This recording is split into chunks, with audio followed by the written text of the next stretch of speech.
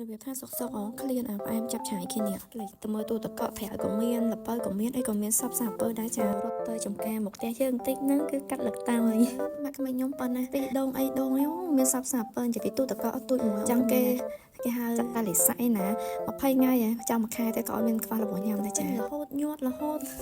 និយាយទៅគុណវិបត្តិក៏មានគុណសម្បត្តិក៏មានតែយើងចេះបំលែងគុណវិបត្តិទៅគុណសម្បត្តិព្រោះដោយសារពេលខ្វះអីចុះវាចេះនៅមានតិចតួចសម្រាប់ធ្វើបានអញ្ចឹងពីផ្ទះនៅឆ្ងាយមកអូស្អីក៏ចេះមិនមែនថាចេះធ្វើអីចង់អីទៅមើល YouTube ធ្វើតាមអញ្ចឹងដល់ហើយតំបងថាធ្វើតែបន្តិចទេ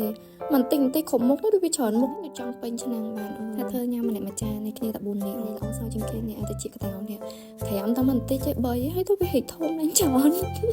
ដល់ដាក់តែវាពេញឆ្នាំស្អាតតែជាកតោខ្ញុំដាក់ស្ករក្រាមមកដោយសារអីថាអត់ចង់ឲ្យវាផ្អែមមុតខ្លាំងពេកយើងអត់សូវចូលចិត្តផ្អែមខ្ញុំកំពុងធ្វើប៉ាខ្ញុំប៉ាក្មេងខ្ញុំគាត់ថាចាអូកូនប៉ាមានអាស្រ័យនោះដាក់អានោះស្រ័យឆ្ងាញ់ថែមស្រ័យទៀតដល់ពងពេញឆ្នាំហើយលើថែមអានឹងតិចទៀតនិយាយទៅចាប់ឆាយមុខគេមែនគឺចាគឺថាគ្រប់មុខហ្មងដាក់អំបិលដាក់ខ្ទិះដូងដាក់ម្សៅឆាចាមានជាការរសជាតិស្រេចឃើញតែអញ្ចឹងតែរសជាតិរបស់គេតែយាយ